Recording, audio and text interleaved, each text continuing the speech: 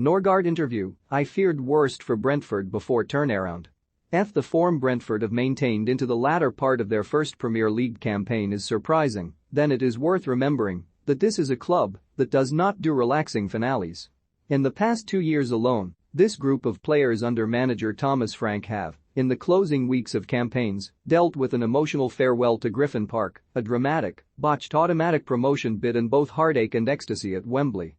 Christian Norgaard experienced both of the latter at the National Stadium in the space of little more than a month last summer, part of the Brentford side that beat Swansea in the playoff final, then the Denmark squad whose remarkable Euro 2020 run in the wake of Christian Eriksen's collapse came to its end in the semi-finals against England.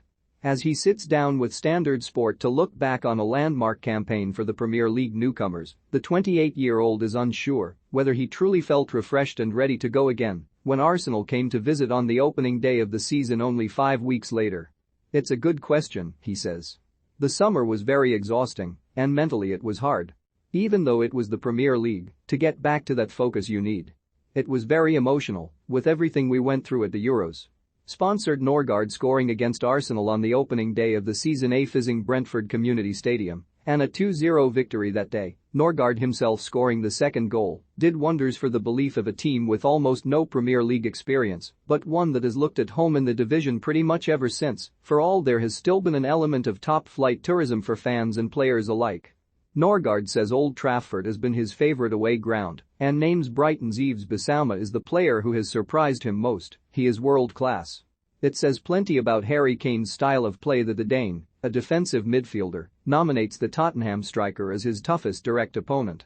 Norgaard, who on Wednesday was named Brentford Supporters and Players Player of the Year, is not a habitual shirt swapper, but there have been exceptions for some international colleagues, as well as Kane's Tottenham teammate Heung-min Son. We played in Hamburg together when I was 17, he says. He was one of the players who was very kind to me, in terms of inviting me out for dinner or to play some PlayStation. It was fun to see him 10 years later in the Premier League. Crucially, amid the novelty, Brentford have continued to make big statements throughout the season, Norgaard picking out the victory at Wolves, their first on the road, and the last-minute wins over West Ham and Watford, as well as performances against Manchester City and Liverpool, the two best teams in the world. They do it very differently, though, he says, having lined up against both title contenders. Liverpool, it's just attack, attack, attack, and they stress their opponents so much that eventually they'll make mistakes defensively.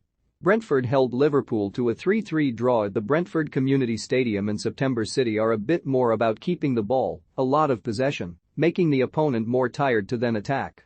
I remember the feeling when they went 2-0 up at the Etihad and we still had 30 minutes to go, you just felt a bit helpless out there.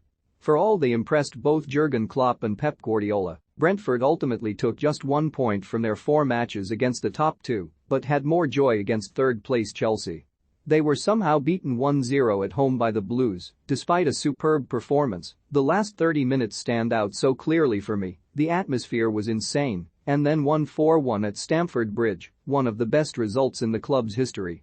Things have not always been so rosy, though, Brentford taking 1 point from 8 games soon after the turn of the year, and Norgaard has no problem admitting that having found getting out of the Championship so tough, he began to worry about the prospect of slipping straight back into it. Absolutely, he says. There was a time when we lost 2-0 at home to Newcastle and things weren't looking great. Of course, you fear the worst. The signing of Eriksen helped turn the tide, and Frank's men have won 7 of their 10 games since he made his first start against Norwich in March. Brentford have won 7 of their 10 games since Christian Eriksen made his first start. He's had a very big impact, no doubt about it, says Norgaard. When you have a superstar coming into a squad, you just raise the level of all the others. He has a certain presence. It was the right thing to sign him, but I'm still surprised how well he has done. Plenty of people feel the same about Brentford, who stand 11th in the table and are all set for a celebratory and, most alien, relaxed afternoon when Leeds visit on the final day on Sunday. Now who would have expected that?